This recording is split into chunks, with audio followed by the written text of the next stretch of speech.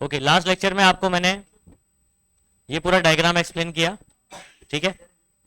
Strong magnet है, यहां पर कौन है, आयरन का कोर है जिसके ऊपर तार को ऐसे लपेटा गया। इसका एक एंड फॉस्फोर ब्रॉन्ज का पट्टी होता है, वायर होता है जिसके ऊपर मिरर लगाया जाता है। दूसरा एंड नीचे क्या लगाया जाता है, एक हेलिकल स्प्रिंग के साथ जोड़ा जाता है, ठीक है। और ये बीच में लोहे का क्यों डाला गया, क्योंकि मैग्नेटिक फील्ड को क्या कर देता है, रेडियल, क्या कर देता है, रेडियल। मतलब मैग्नेटिक फील्ड जो सीधा सीधा जाएगी वो ऐसे होके ऐसे जाएगी, है ना, ऐसे, और ये वाली ऐसे, तो रेडियल हो जाएगी। अच्छा, अभी इधर ध्यान दीजिए, प्रिंसिपल क्या है। प्रिंसिपल बहुत आसान है। व्हेन करंट कैरिंग लूप, आपके पास ये जो देख रहे हो ये, इसमें से क्या पास होगा, करंट। इसको आपने कहां रखा, मैग्नेटिक फील्ड में, तो इस पे क्या लगेगा, टॉर्क लगेगा। यही प्रिंसिपल है। इसके बारे में अपन ने इससे पहले वाले क्वेश्चन में करा नहीं, टॉर्क, टॉर्क का फॉर्मूला निकाला ना, नहीं निकाला, B N sine theta, BAIN sine theta, तो टॉर्क लग रहा है तो गोल घूम रहा है, ठीक है। तो प्रिंसिपल क्या है, इसका उसूल क्या है, when current carrying coil is placed in uniform magnetic field, जब इसको मैग्नेटिक फील्ड में हम रखते हैं, टॉर्क एक्ट्स ऑन इट, उसके ऊपर क्या लगेगा, टॉर्क लगेगा। टॉर्क लगेगा मतलब एक रोटेशनल फोर्स लगेगा जिसकी वजह से वो क्या होगा, गोल घूमेगा। MCG works on this principle, हो गया। तो हम लोग क्या बोलेंगे, प्रिंसिपल क्या है, इसका उसूल क्या है, कौन से उसूल पे काम करता है। हम लोग क्या करते हैं, करंट कैरिंग कॉइल को कहां रखते हैं, यूनिफॉर्म मैग्नेटिक फील्ड में रखते हैं। इस पे क्या लगता है फिर, टॉर्क। टॉर्क मतलब गोल घुमाने वाला फोर्स, रोटेशनल फोर्स बोलते हैं उसको, जिसकी वजह से ये गोल घूमेगा। MCG मतलब moving coil calculator works on this principle. समझ में आ गया स्टेटमेंट। कंस्ट्रक्शन भी आराम से समझ में आएगा, लास्ट टाइम अगर आप लोग ने ध्यान दिया होगा तो बहुत ज्यादा बड़ा नहीं लिखना होता है। इट कंसिस्ट ऑफ, तो जो MCG है it consist of coil of several turns. Several turns मतलब कुछ टर्न्स होते हैं, ठीक है, उसका कॉइल होता है। प्लेस्ड इन मैग्नेटिक फील्ड, कहां रखा जाता है इसको, तो ये कॉइल होता है जिसको कहां रखते हैं, नॉर्थ साउथ के बीच में रखे हैं, मतलब कहां रख रहे हैं, मैग्नेटिक फील्ड में रख रहे हैं, ठीक है। In such a way that it rotate freely, ऐसे रखा जाता है कि ये क्या होगा, फ्रीली इसमें रोटेट हो सके, यानी गोल घूम सके। A soft iron core on which wire is wound, एक सॉफ्ट आयरन कोर होता है जिसके ऊपर क्या वाउंड किया जाता है, क्या लपेटा जाता है, तार लपेटा जाता है ना।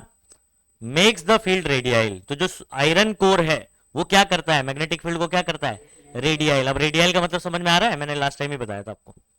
Small mirror is fixed on phosphor bronze wire, तो ऊपर एक फॉस्फोर ब्रॉन्ज वायर होता है, ये कॉइल है, उसके ऊपर क्या होता है, फॉस्फोर ब्रॉन्ज वायर, उसके ऊपर क्या लगा होता है, mirror. For measurement of reading, ये किस लिए होता है, रीडिंग के लिए, मतलब कितना करंट इसके अंदर से फ्लो कर रहा है। मैंने आपको बोला था कि जब क्या होगा, करंट फ्लो करेगा तो ये क्या करेगा, रोटेट करेगा, तो जिसकी वजह से ये क्या होगा, ट्विस्ट होगा, तो मिरर का डायरेक्शन बेंड होगा। मिरर के ऊपर आप लाइट फॉल कराएंगे, वो लाइट रिफ्लेक्ट करके यहाँ पर स्केल पे कुछ रीडिंग पे बताएगा, उसको बोला था लैम्प स्केल अरेंजमेंट, क्या बोला था। तो पूरा डिटेल में यहाँ पर लिखना नहीं है, शॉर्ट में लिखना है कंस्ट्रक्शन, लेकिन आपको पूरी चीजें पता होना चाहिए एक्चुअल में क्या हो रहा है। अच्छा, one end of the coil is fix to phosphor bronze wire.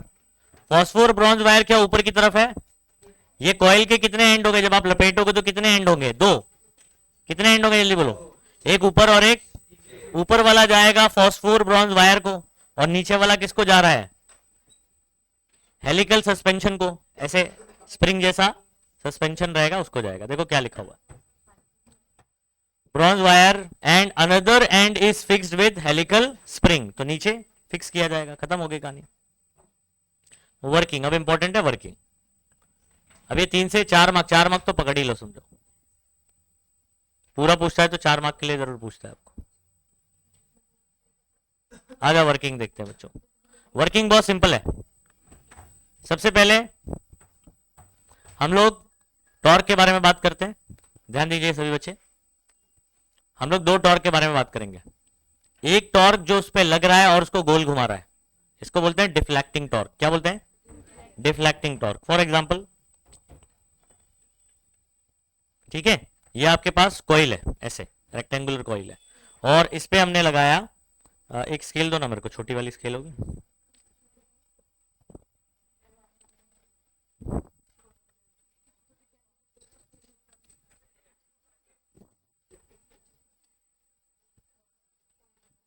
Okay इधर सुनो, बस बस, ये फॉस्फोर ब्रॉन्ज वायर का पट्टी है, इस पे मिरर लगाते हैं हम लोग।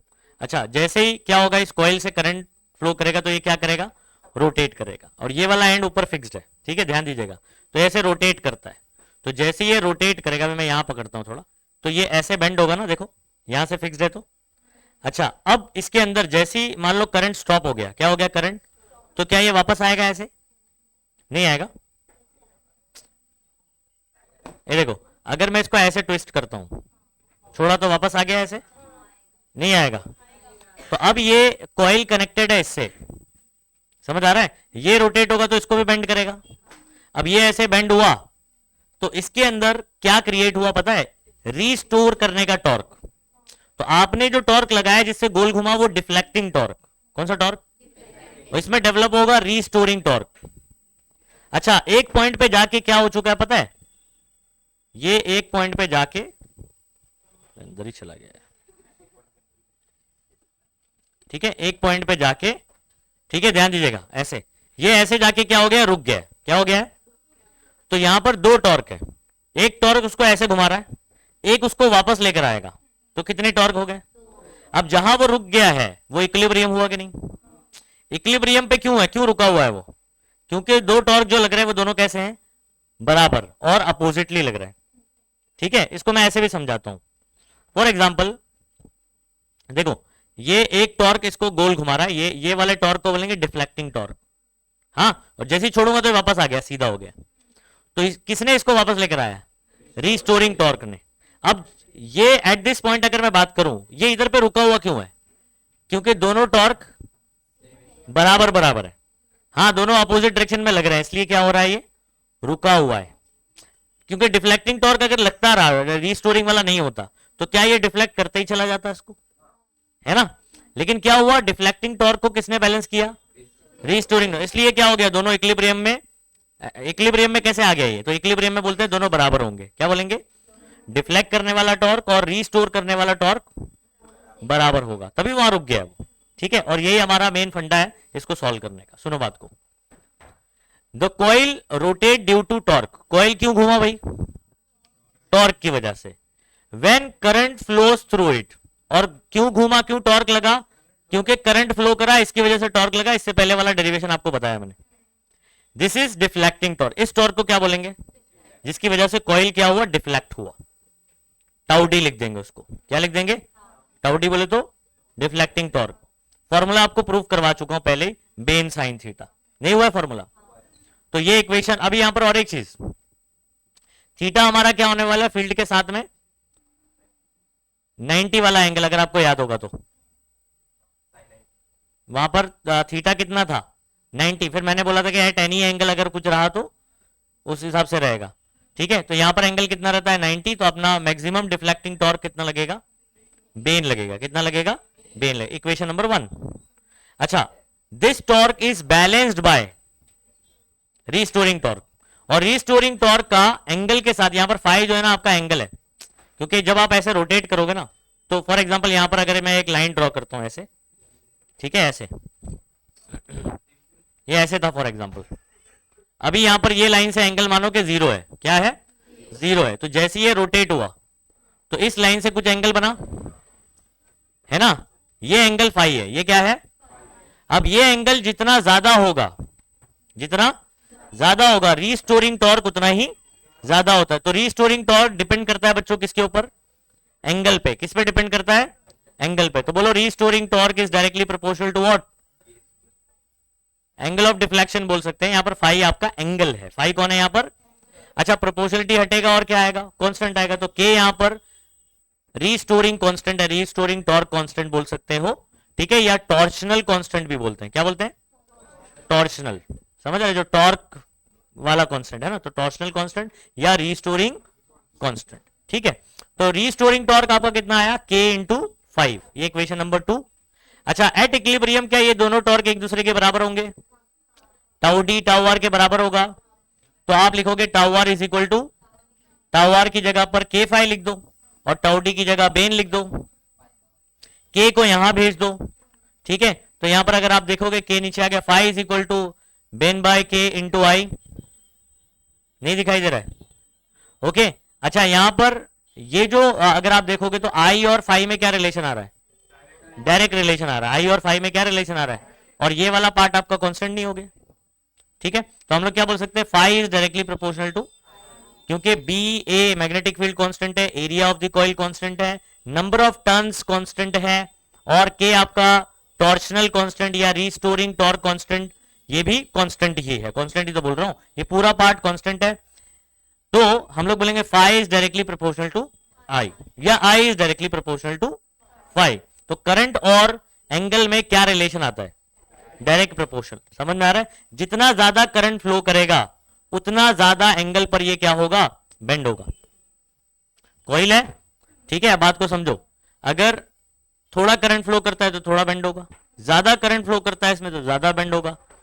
तो इस वजह से हमने यहां पर क्या किया, आई और फाई का क्या कर दिया, क्या रिलेशन निकाल दिया, डायरेक्ट।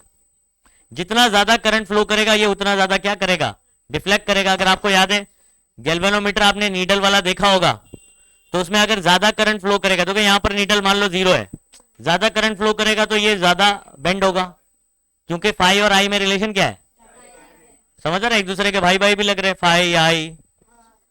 नहीं आ रही बात समझ में, ओके तो ये बात ध्यान रखना। ओके तो ये एक रिलेशन हो गया, याद रखना ये वाला आंसर आपका 3 से 4 मार्क, पूरा प्रिंसिपल कंस्ट्रक्शन वर्किंग पूछेगा तो 4 मार्क से कम नहीं पूछेगा। 5 मार्क का कोई क्वेश्चन ही नहीं होता है, 5 और पहले 7 मार्क के क्वेश्चन भी हुआ करते थे। समझ आ रहा है, तो आपको इसको आंसर को कैसे प्रिपेयर करना है याद रखना, एमसीजी जब प्रिपेयर करोगे मेरे नोट्स के अकॉर्डिंग करना, प्रिंसिपल पढ़ना, कंस्ट्रक्शन पढ़ना, और वर्किंग में डेरिवेशन कर देना। अच्छा सिर्फ वर्किंग में ये फॉर्मूला प्रूफ करने के लिए भी अलग से 3 मार्क के लिए आता है, show that current is directly proportional to deflection, current is directly proportional to deflection, या deflection in the coil is directly proportional to the current. इसको डिफ्लेक्शन करके भी बोला जाएगा, तो एंगल ही है डिफ्लेक्शन जिसको बोला जाएगा। ठीक है आगे बात करते हैं। ओके अब अपने को बोला है टॉर्क का एक्सप्रेशन निकालो in terms of magnetic dipole moment. कौन सा डायपोल मोमेंट, अच्छा अभी हम लोग ने इलेक्ट्रोस्टैटिक पढ़ रखा है तो थोड़ा सा वहां से लिंक करवाता हूं मैं आपको। ठीक है अगर आपको याद होगा इलेक्ट्रोस्टैटिक में हम लोग पढ़ते हैं स्मॉल पी बार के बारे में, कुछ याद आ रहा है, ये होता था चार्ज इंटू 2L। ठीक है और इसको वेक्टर फॉर्म में इसको लिखा करते थे ऐसे, तो ये होता था चार्ज इंटू इलेक्ट्रिक लेंथ, या दो चार्ज के बीच में डिस्टेंस बिटवीन टू चार्ज।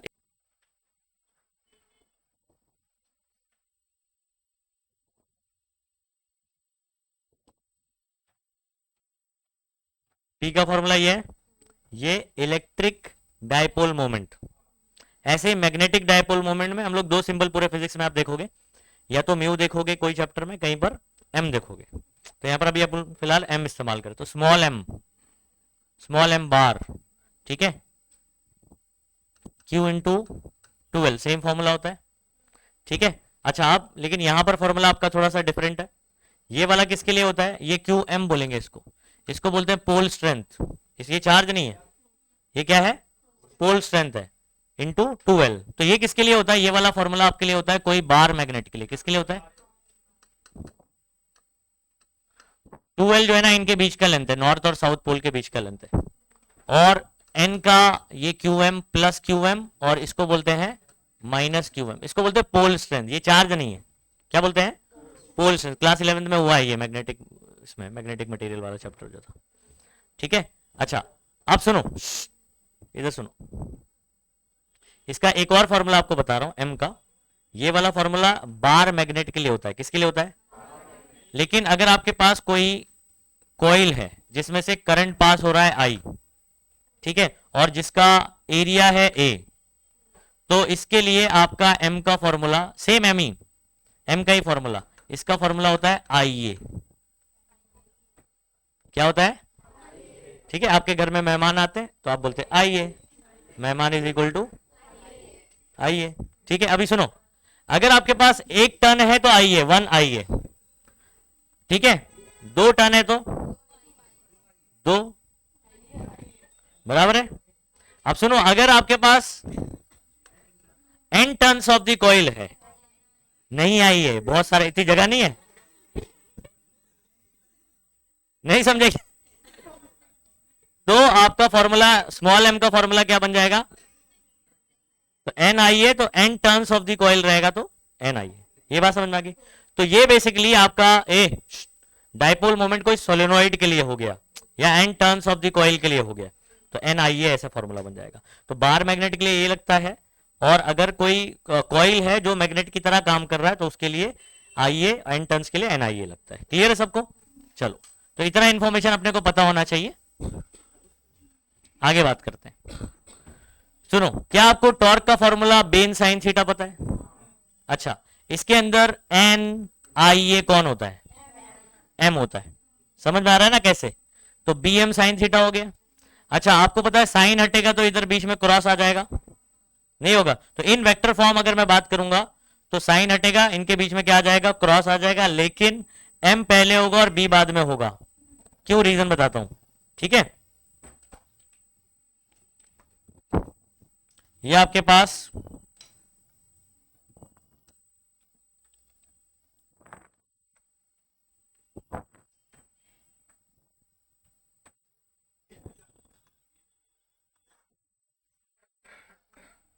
ये कॉइल याद है? करंट ऐसे फ्लो करवा रहा था मैं, ठीक है? और यहां पर आपका था नॉर्थ पोल और यहां पर आपका साउथ पोल। मैग्नेटिक फील्ड ऐसे जा रही है, तो this is the direction of magnetic field. इतना समझ आ रहा है?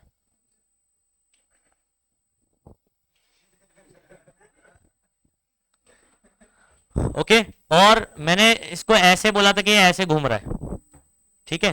तो अभी यहां पर एक काम करते हैं हम लोग, एम बार का डायरेक्शन निकालते हैं, बी बार का डायरेक्शन निकालते हैं और देखते हैं टॉर्क बराबर बता रहा है। टॉर्क ऐसे गोल घूम रहा है। अब एम बार का डायरेक्शन कैसे निकालते हैं इसको समझो, ठीक है? ये आपके पास कॉइल है जो ऐसे बताया मैंने, ठीक है? ऐसे बता रहा हूं ना, ये कॉइल है। एम बार, इसको हॉरिजॉन्टल कर देता हूं। करंट का जरा डायरेक्शन देखना, ऐसे। तो इसको ऐसे करूंगा तो करंट ऐसे फ्लो कर रहा है, ठीक है? अच्छा, हाँ, अब सुनो, ऐसे डायरेक्शन में, ये डायरेक्शन जो बता रहा हूं वो डायरेक्शन में फ्लो कर रहा है, ठीक है? अब आपको अगर मैग्नेटिक फील्ड का डायरेक्शन निकालना है, बी बार की डायरेक्शन निकालना है, इसका, वो एक्सटर्नल मैग्नेटिक फील्ड है, ये इसका मैग्नेटिक फील्ड और इसका डाइपोल मोमेंट का डायरेक्शन बात करना है। तो करंट ऐसे जा रहा है, right hand thumb rule, okay? Thumb कहां पॉइंट कर रहा है? तो ये डायरेक्शन हो गया एम बार का। किसका डायरेक्शन हो गया?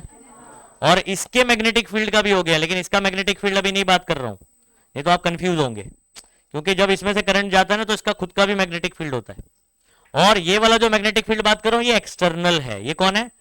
इधर पे जो बी दिखाई दे रहा है वो भी एक्सटर्नल मैग्नेटिक फील्ड है।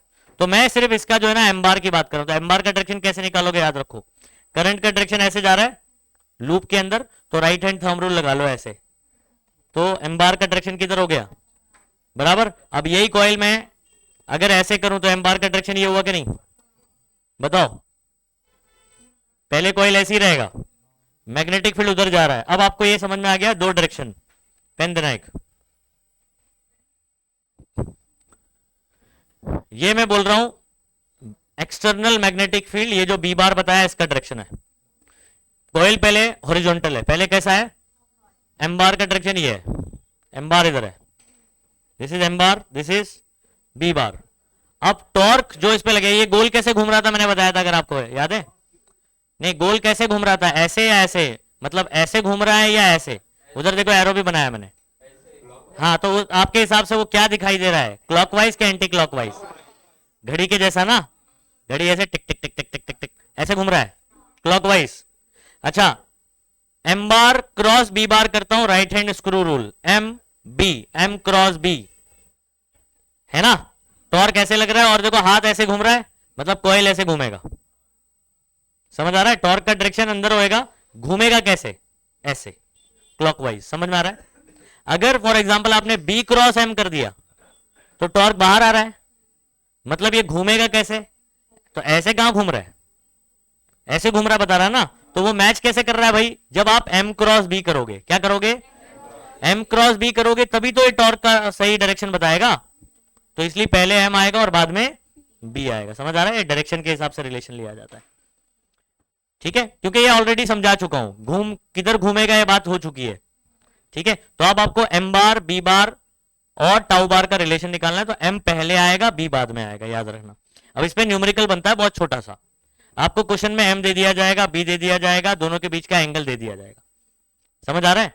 या बोलेगा मैक्सिमम टॉर्क, तो मैक्सिमम टॉर्क बोलेगा तो साइन 90, क्योंकि साइन की वैल्यू मैक्सिमम कब होती है? जब एंगल 90 होता है।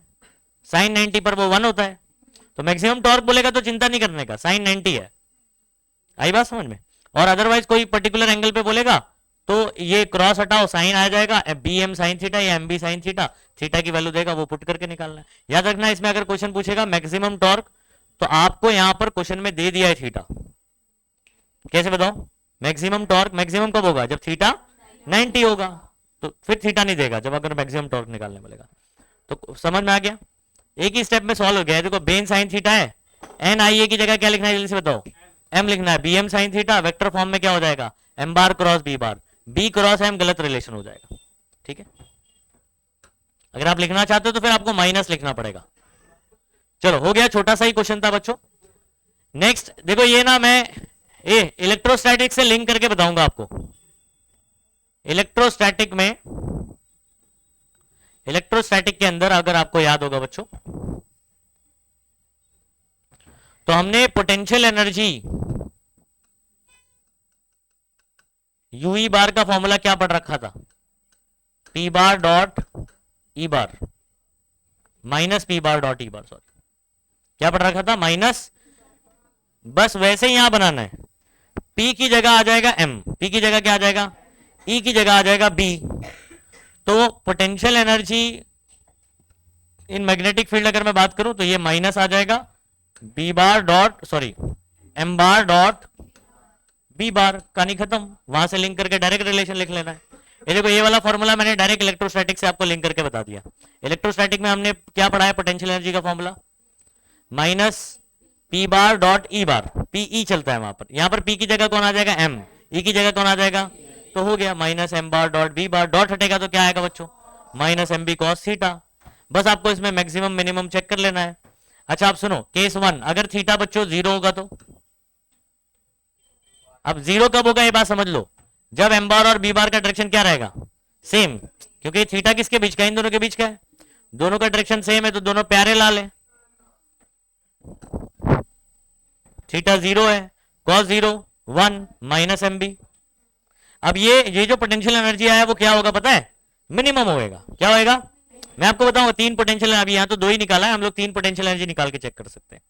अच्छा एक और बात बताओ, अगर एम बार और बी बार या जैसे यहां बताया हुआ है ऐसे दोनों क्या है? पैरेलल है। अगर एंटी पैरेलल हो जाए तो 180 हो जाएगा। अच्छा कॉस 180 कितना होता है? तो minus minus plus plus M B आ गया। अच्छा अगर फॉर एग्जांपल ये दोनों परपेंडिकुलर हो जाए, एम बार बी बार, तो कॉस 90। अच्छा अब आपके सामने ना 3 पोटेंशियल एनर्जी है बच्चों। एक आया माइनस एम बी, क्या आया? 0 एंगल पर, माइनस एम बी 0 एंगल पर। एक आया 0 90 एंगल पर। एक आया प्लस एम बी 180 पर। तो इन तीनों में मैक्सिमम कौन सा दिखाई दे रहा है? ये। और मिनिमम कौन सा दिख रहा है? नेगेटिव वाला मिनिमम होगा, ये मिनिमम नहीं होगा। 0 से कम जाते हैं तो माइनस होता है। तो ये आपका ये वाला जो पोटेंशियल एनर्जी होगा मिनिमम होगा, और ये वाला आपका क्या होगा बच्चों? मैक्सिमम होगा। कहानी खत्म। पोटेंशियल एनर्जी का फॉर्मूला याद रखोगे सभी बच्चे? क्या फॉर्मूला है? सभी बच्चे रिपीट करेंगे। देखो यहां पर फोकस करेंगे। यूबी बोल रहा हूं मैं उसको, उधर पे इलेक्ट्रोस्टैटिक में यूई बोला था। तो यूबी इज इक्वल टू क्या होगा? Minus M bar dot B bar, dot हटेगा कॉस आ जाएगा, minus M B cos theta बोल दोगे आप। इतनी कहानी समझ में आ रही? अच्छा फर्दर इसमें केस डिस्कस कर लेते हैं। जब एम बार और बी बार पैरेलल होगा तो यू क्या होगा? Minus M B. अब minus M B minimum potential energy, ठीक है। और अगर 180 होगा तो प्लस एम बी, ये मैक्सिमम वैल्यू होगा। और 90 पर यू कितना होगा? 0 होगा। 3 वैल्यू में से मिनिमम कौन सा है? माइनस वाला। और मैक्सिमम कौन सा है? प्लस वाला। कहानी खत्म। ठीक है। नेक्स्ट नेक्स्ट बात कर रहे हैं बच्चों बायट-सैवर्ट्स लॉ, इंपॉर्टेंट है बायट-सैवर्ट्स लॉ, याद रखिए। बायट-सैवर्ट्स लॉ हम लोग एक फॉर्मूला सीखने वाले हैं जिससे ये फॉर्मूला, ये लॉ बेसिकली एक छोटी सी मैग्नेटिक फील्ड बताएगा। क्या बताएगा? छोटा सा मैग्नेटिक फील्ड, मतलब किसी तार के एक छोटे से पोर्शन की वजह से किसी आर दूरी पर मैग्नेटिक फील्ड कितना होगा, ये फॉर्मूला वो बताता है। फिर आपके पास कोई अगर इन्फिनाइट तार है, स्ट्रेट वायर है, तो उसकी वजह से आर दूरी पर कितना मैग्नेटिक फील्ड होगा, इसको यूज करके आपको निकालना है फॉर्मूला। कोई आपके पास रिंग है, उसके सेंटर पर मैग्नेटिक फील्ड कितना होगा, फॉर्मूला इस्तेमाल करके करना है। ठीक है, कोई रिंग है, उसका एक्सिस पर मैग्नेटिक फील्ड कितना होगा किसी पॉइंट पर, आपको फॉर्मूला इस्तेमाल करके करना है। तो हम लोग यहाँ पर एक लॉ सीख रहे हैं जिसका फिर एप्लीकेशन बात करेंगे। ठीक है, तो लॉ को समझना बहुत आसान है, पहले आप समझ लो यहाँ पर क्या बात हो रही है। मैं यहां पर देखो क्या कर रहा हूं, ध्यान दीजिएगा। हमारे पास कोई एक तार है, ठीक है, ऑफ एनी आर्बिट्ररी शेप, कैसा भी, इसका एक छोटा सा पोर्शन आप ले लीजिए डीएल। क्या ले लीजिए? डीएल। बात को समझो। और फॉर एग्जांपल मान लो करंट ऊपर जा रहा है, करंट कहां जा रहा है? ऊपर की तरफ जा रहा है। मैंने आपको बोला था कि डीएल का डायरेक्शन, डीएल एक वेक्टर क्वांटिटी होगा, इसका डायरेक्शन क्या लिया जाएगा? जो करंट का डायरेक्शन होगा। Very good. अब मैं यहां पर फॉर एग्जांपल एक पॉइंट ले लेता हूं, यहां पर कोई एक्सटर्नल मैग्नेटिक फील्ड नहीं है, इस तार में से जो करंट जा रहा है उसकी वजह से इसके सराउंडिंग में मैग्नेटिक फील्ड बनेगी। तो इस छोटे से टुकड़े में से जब करंट जाएगा तो इसके सेंटर से ये बोल देता हूं आर दूरी है। कितनी दूरी है? ये आर दूरी है। इस आर दूरी पर मैग्नेटिक फील्ड, छोटे से डीएल की वजह से मैग्नेटिक फील्ड डीबी होगी। क्या होगी? वो डीबी का फॉर्मूला हमको बताया बायोट-सैवर्ट ने। समझ में आ रहा है? तो बायोट-सैवर्ट लॉ जो है वो क्या बताने वाला है कि कोई तार है, उसमें से करंट जा रहा है, उसमें से एक छोटा सा एलिमेंट डीएल ले लो, उस डीएल की वजह से आर दूरी पर मैग्नेटिक फील्ड थोड़ा सा होगा, कितना होगा, इसका फॉर्मूला है। आई बात समझ में? अब मैं आपको समझाता हूं और एक चीज। डीएल का डायरेक्शन क्या ऐसे ले लूं, दिस इज डीएल बार। अच्छा, ये यहां से सेंटर से ये वाला, ये आर बार हो गया। अब आर बार और डीएल बार के बीच में कुछ एंगल होगा, ये थीटा होगा। नहीं समझ में आई बात? ये छोटा सा टुकड़ा डीएल, हाँ, डीएल का डायरेक्शन किधर है? तो इसी के डायरेक्शन में ऊपर, और ये इसके सेंटर से लेना है। कहां से लेना है? सेंटर से ये आर बार। तो इन दोनों के बीच में ये जो एंगल देख रहे हो आप, ये आपको क्या कंसीडर करना है? थीटा। तो थीटा किसके बीच का एंगल है बताओ? डीएल बार और आर बार के बीच का एंगल। आई बात समझ में? अच्छा, अब सुनो, हमको बायोट ने क्या बताया, बायोट-सैवर्ट ने क्या बताया कि ये जो डीबी है ना, ये किसकी किसके डायरेक्टली प्रोपोर्शनल और किसके किसके इनवर्सली प्रोपोर्शनल। तो डीबी डायरेक्टली प्रोपोर्शनल है करंट के, जितना ज्यादा करंट जाएगा उतना ज्यादा डीबी होगा। अच्छा, डायरेक्टली प्रोपोर्शनल है डीएल के, जितना ज्यादा लेंथ होगा उतना ज्यादा मैग्नेटिक फील्ड होगा। अच्छा, और it is also directly proportional to sine of angle theta between DL bar and R bar. किसके बीच का एंगल है? डीएल बार और आर बार के बीच का एंगल है, उसका साइन थीटा के डायरेक्टली प्रोपोर्शनल होगा। किसके? साइन थीटा के डायरेक्टली प्रोपोर्शनल होगा। अच्छा, एंड इनवर्सली प्रोपोर्शनल टू, ये जो डिस्टेंस देख रहे हो, समझ आ रहा है? Square of distance of that point from the centre of element, जो आपने स्मॉल एलिमेंट लिया है ना डीएल, उसके सेंटर से उसका डिस्टेंस होगा। तो आर कौन है? बात को समझो। Distance of a point where magnetic field is to be determined, जहां पर अपने को मैग्नेटिक फील्ड निकालने का है, वो पॉइंट की बात चल रही है। ठीक है, या जहां पर आपने डीबी बात कर रहे हो वो पॉइंट, और जो डीएल आपने लिया उसके सेंटर से डिस्टेंस है। याद रखिए आर क्या है? What is are?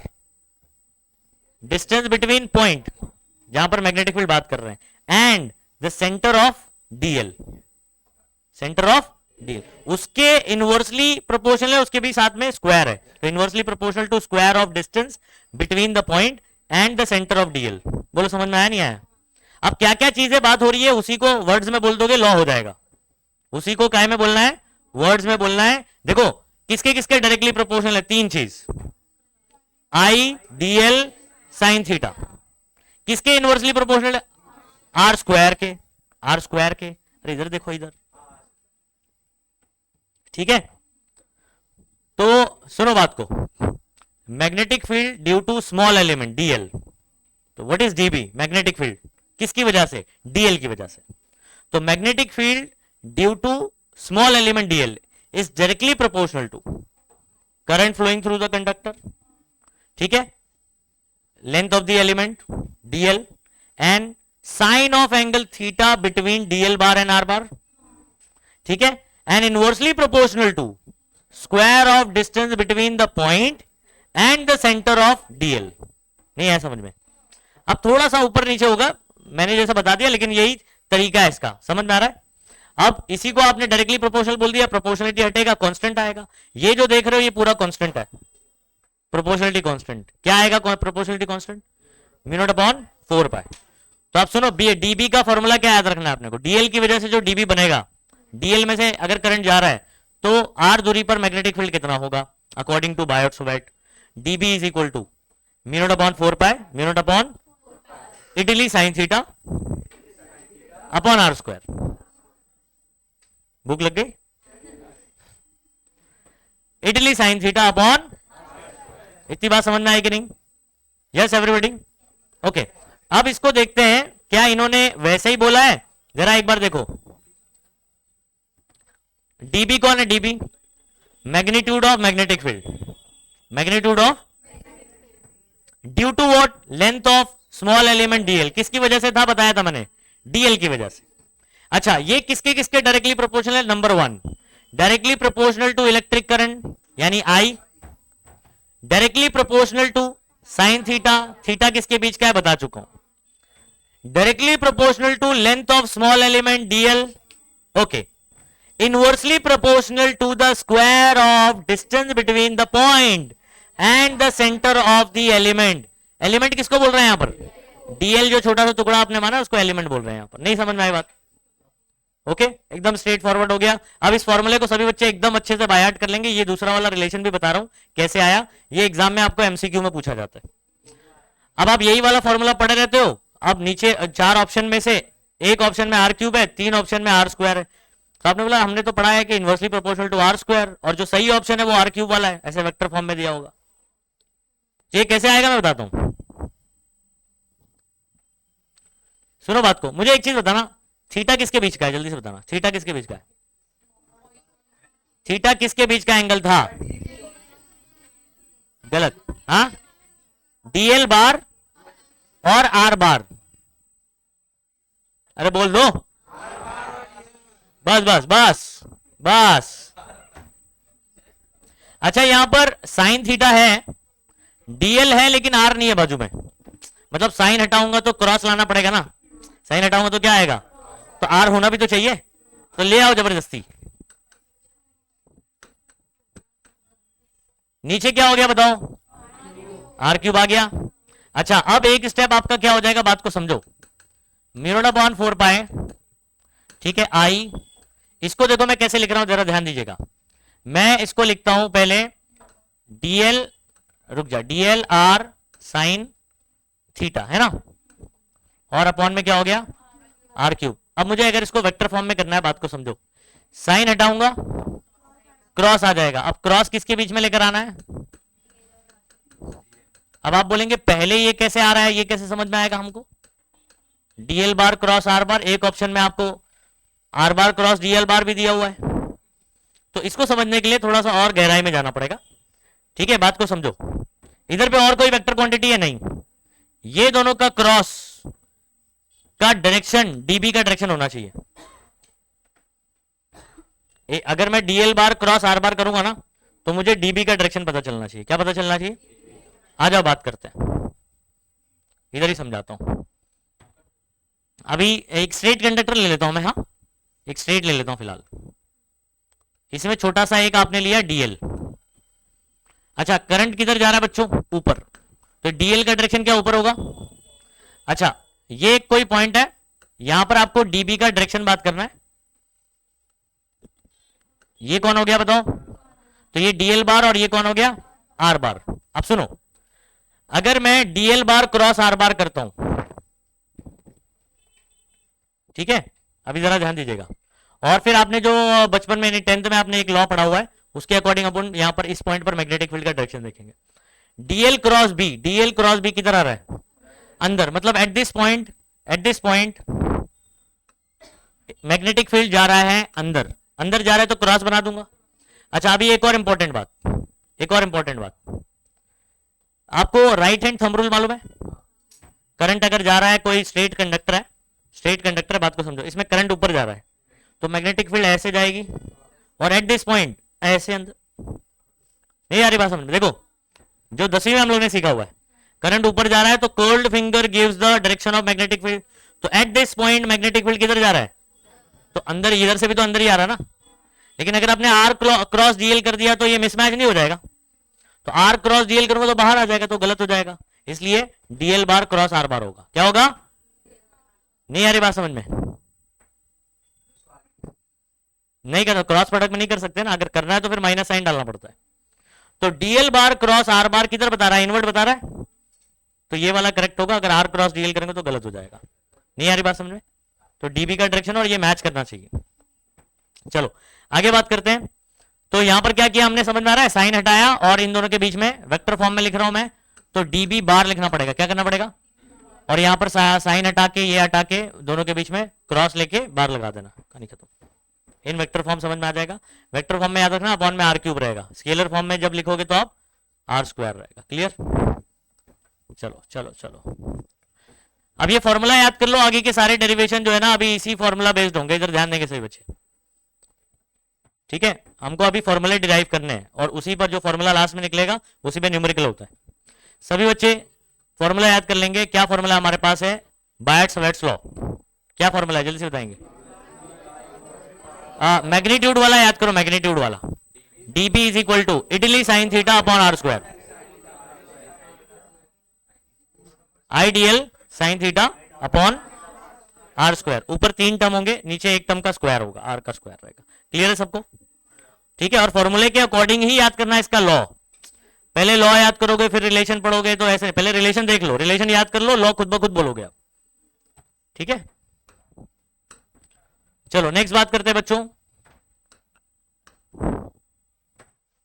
Okay, application of bites-weights law. अब इसका यूज कहां कहां करने वाले हैं हम लोग? 3 एप्लीकेशन बात करने वाले हैं। ठीक है, पहला, to find the magnetic field due to a long straight conductor. तो आपके पास एक सीधा कंडक्टर होगा, लॉन्ग बोले तो अब ये इन्फिनिटली लॉन्ग है, दोनों तरफ से इन्फिनिटी जा रहा होगा, बराबर। तो इसमें से करंट अगर आ ही जा रहा है तो मान लो ये आर दूरी है इससे, तो यहां पर आपको पता करना है बी का फॉर्मूला क्या होगा। क्या पता करना है? तो स्ट्रेट वायर है, बी का फॉर्मूला निकालने में अभी हमारी मदद करने वाला कौन? Biot Savart law. दूसरा वाला, to find magnetic field due to current carrying arc of a wire. Arc of a wire मतलब अगर आपके पास कोई तार का ये आर्क है ना, इसमें से करंट जा रहा है,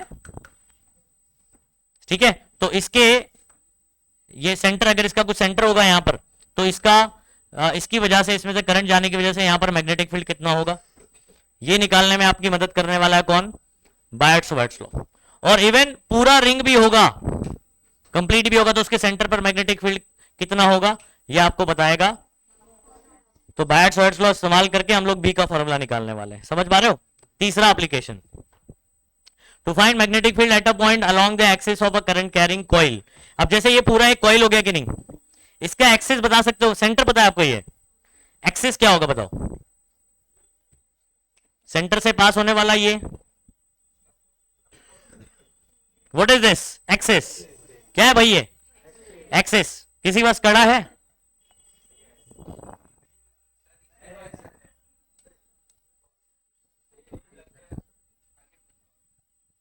ठीक ना?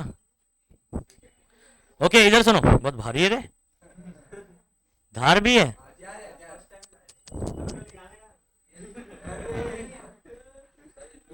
तेरा ही मुंह फूटता, वो अपोजिट टीम से था वो।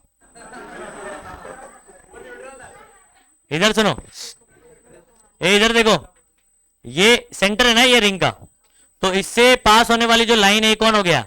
एक्सिस हो गया। अब सुनो, अगर इसमें से करंट फ्लो कर रहा है, ठीक है, तो ये इसका ध्यान दीजिएगा क्या बता रहा हूं। Okay, this is the axis.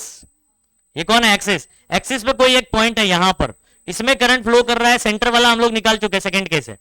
फिर एक्सिस पे कोई एक पॉइंट है, यहां पर मैग्नेटिक फील्ड निकालना है due to current flowing through this, उसकी वजह से यहां पर मैग्नेटिक फील्ड यानी एक्सिस पर कितना होगा ये पता करने का है। तो कितना केस बात कर रहा हूं मैं? 3। पहला, एक स्ट्रेट वायर है, दोनों तरफ से इन्फिनाइट हो सकता है, सेमी इन्फिनाइट हो सकता है, ठीक है, उसके आर दूरी पर मैग्नेटिक फील्ड कितना होगा। फिर एक कोई रिंग है या उसका कोई पार्ट है तो उसके सेंटर पर कितना होगा, ठीक है, और पूरा रिंग है, कॉइल है, ठीक है, उसके एक्सिस पर कोई एक पॉइंट है, वहां पर कितना होगा। तो 3 केस आपको बात करना है, 3 डेरिवेशन बात करना है, ठीक है। हेलो, पीछे पास कर। चलो, आपको ये समझ में आया कि नहीं? 3 केस समझ में आया कि नहीं? कौन कौन सा डिस्कस करें पहले दिमाग में याद होना चाहिए। हमने एक लॉ पढ़ लिया, अब 3 एप्लीकेशन बात कर रहे हैं। पहला सवाल जरा चेक कीजिए बच्चों, क्या लिखा हुआ है? Apply Biot Savart's law to infinitely long current carrying conductor. मतलब एक आपके पास तार है जो कि इन्फिनिटली लॉन्ग है, दोनों तरफ से इन्फिनिटी पे जा रहा है, उसमें बायट-सवार्ट्स लॉ लगाओ और मैग्नेटिक फील्ड निकाल के बताओ। Derive an expression. दूसरा question, magnetic field at a point near the infinitely long straight wire. कौन सा wire? Straight wire. And how will expression change for semi infinite straight wire. मतलब अगर दोनों तरफ से इन्फिनिटी है तो बी का फॉर्मूला निकाल के बताओ। अगर मान लो ये आधा सेमी इन्फिनाइट है, मतलब यहां से ये जो इन्फिनिटी जा रहा था ये वाला मान लो पोर्शन नहीं है, सिर्फ यहां से लेकर इन्फिनिट सेमी इन्फिनाइट है, तो इसमें क्या चेंजेस आएगा वो आपको बताना है, ठीक है। तो मैं पूरे क्वेश्चन का आंसर बता रहा हूं, आपको ध्यान रखिए। सबसे पहले आ जाओ यहां पर, ये डायग्राम समझ लेते हैं। अच्छा, ये डायग्राम में अगर आप देखोगे तो ये आपके पास तार है और यहां डॉट डॉट डॉट बना दिया, मतलब इन्फिनिटी तक जा रहा है, ओके। अब हमको करना क्या है? इकडे बगरे बाबा। अच्छा, ये एक तार में से देखो, हमेशा हम लोग क्या करते हैं, एक छोटा सा डीएल कंसीडर कर लेंगे। क्या कंसीडर कर लेंगे? तो ये पूरा तार ऐसे छोटे छोटे स्मॉल एलिमेंट से मिलकर बनाया है। ये जो रेड से बताया वो ये कौन है? डीएल है। तो इतना सा जो पार्ट आप देख रहे हो, दिस इज डीएल, या डीएल बार बोल दो, ठीक है। और करंट हमने बोला कि ऊपर की तरफ जा रहा है। करंट कहां जा रहा है? डीएल का डायरेक्शन कोई बता सकता है क्या होगा? बराबर। तो this is the direction of DL बार। अब इसकी वजह से हमने एक पॉइंट यहां पर कंसीडर कर लिया, ये वाला पॉइंट। इसकी वजह से इस पॉइंट पर मैग्नेटिक फील्ड आपको पता है क्या होगी? सिर्फ इतने से टुकड़े की वजह से क्या होगी? डीबी होगी। अच्छा, आप बात को समझो। हमने यहां से एक लाइन ड्रॉ किया इधर पे, आपको पता है इसके सेंटर से ये वाला डिस्टेंस आपका आर होता है, मालूम है ना? अच्छा, एक और हमने क्या करा पता है? इस वायर से इस पॉइंट पर परपेंडिकुलर डिस्टेंस ड्रॉ कर दिया। क्या कर दिया? परपेंडिकुलर। गले भी मिल लेना, इधर ध्यान फोकस नहीं है, गले मिलने का है, उधर हाथ मिलने का है, उसको कान खुजाने का है, पता नहीं क्या चालू रहता तुम लोग का। आप सुनो, हम लोग बायट-सवार्ट्स लॉ में जो एंगल बात करते हैं वो ये वाला एंगल होता है। साइन थीटा के अंदर, साइन के अंदर जो एंगल होता है वो आर बार और डीएल बार के बीच का होता है। तो ये वाला एंगल, तो हमने थीटा इस बार यहां पर क्या मानना है कि ये जो लाइन परपेंडिकुलर ड्रॉ किया ना यहां से, इसकी और ये जो आर यहां दिखाई दे रहा है, ये वाला एंगल आपको थीटा मानना है, ठीक है। क्या मानना है, समझ में आ रहा है? तो अब फॉर्मूला भले ही आपने वैसे याद किया, लेकिन मैंने आपको बताया कि वहां पर एंगल आपका कौन था? आर बार और डीएल के बार के बीच का एंगल। तो हमने थीटा यहां पर, ये इसको थीटा नहीं माना है, थीटा इसको माना है। अब ये ट्रायंगल बना, अगर आप गौर से देखोगे तो ये 90 है, वो थीटा, ये बताओ क्या होगा? बराबर। तो अगर मैं आपसे ये पूछूंगा बायट-सवार्ट्स लॉ में जो साइन के अंदर एंगल है, बताओ इधर पे इस सिचुएशन के अकॉर्डिंग वो एंगल कितना है? तो 90 माइनस थीटा है, वो थीटा नहीं है। तो थीटा आपने इधर पे ये वाली सिचुएशन यहां माना हुआ है। क्यों ऐसा माना है मैं बताऊंगा अभी कहानी। पहले बोलो इतना समझ में आया कि नहीं आया? तो जब आप बायट-सवार्ट्स लॉ लिखोगे इस डीएल के लिए, इस डीएल के लिए जब क्या लिखोगे? बायट-सवार्ट्स लॉ लिखोगे तो मुझे सिंपल बताओ कि साइन के अंदर जो एंगल लिखोगे कितना लिखोगे? क्योंकि डायग्राम में दिख रहा है भाई, ठीक है। अच्छा, अब सुनो, यहां से लेकर ये dot dot dot dot dot उधर, इन्फिनिटी तक जा रहे हैं अपन, कहां जा रहे हैं? तो यहां से अगर मैं बात करूं तो सेमी इन्फिनिटी बात कर रहा हूं, सेमी इन्फिनाइट। अच्छा यहां से अगर बात करूं तो ये पूरा यहां से उधर जा रहा है इन्फिनिटी, यहां से उधर जा रहा है इन्फिनिटी। तो हम लोग एक काम करते हैं, आधे आधे के लिए सॉल्व करेंगे। कितने के लिए सॉल्व करेंगे? आधे आधे के लिए। रुक जा, यहां से लेकर इन्फिनिटी तक जितने भी डीएल होंगे सबकी वजह से इधर पे मैग्नेटिक फील्ड होगा। सोचो सोचो सोचो, DL DL DL DL DL DL DL DL DL सबकी वजह से यहां पर क्या होगा? डीबी होगा, डीबी डीबी डीबी डीबी मिलकर मैग्नेटिक फील्ड बनेगा यहां पर सेमी इन्फिनाइट की वजह से। अच्छा हम लोग इंटीग्रेट कर देंगे, क्या कर देंगे? अच्छा अब थोड़ा सा एक काम करो, डीएल को मैं मूव करवाता हूं और एंगल ये थीटा का बताना, थीटा की वैल्यू क्या होगी। ठीक है, ये आपका आर है। डीएल को अगर ऊपर करता हूं तो थीटा कितना हुआ? 0। कितना हुआ? 0। ये डीएल यहां आ गया। तो अब बताओ ये ऐसे ऐसे करते तो थीटा आया कुछ, और फिर ये अगर कहां जाएगा? इन्फिनिटी। बताओ ये एंगल कितना हो गया? 90 हो गया। कितना हो गया? क्योंकि अगर ये डीएल किधर चला जाएगा, सोचो इन्फिनिटी, तो ये जो ऐसे डिस्टेंस है ऐसे ऐसे ऐसे ऐसे ऐसे ऐसे ऐसे ऐसे हो जाएगा, नहीं बात है? तो यहां पर ये जो थीटा है वो कितना होने वाला है?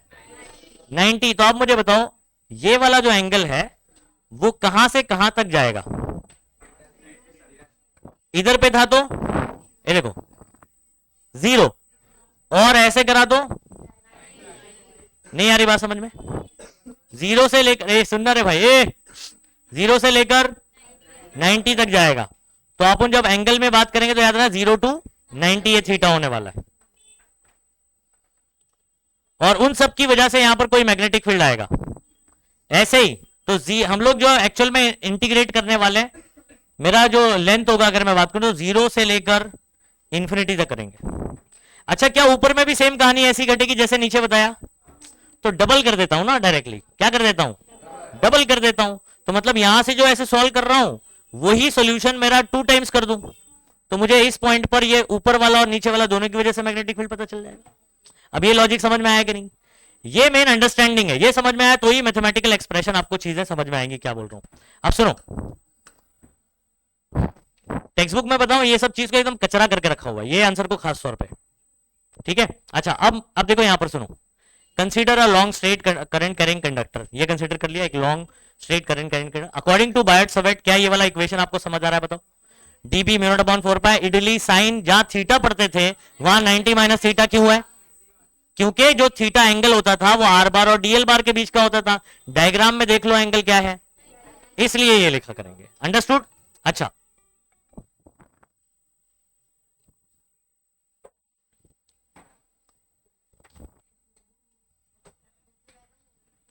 ओके बच्चों, ये इधर सुनो, इधर ध्यान देंगे सभी बच्चे। ये फॉर्मूला सबको समझ में आया? इक्वेशन नंबर क्या बोल देंगे? 1।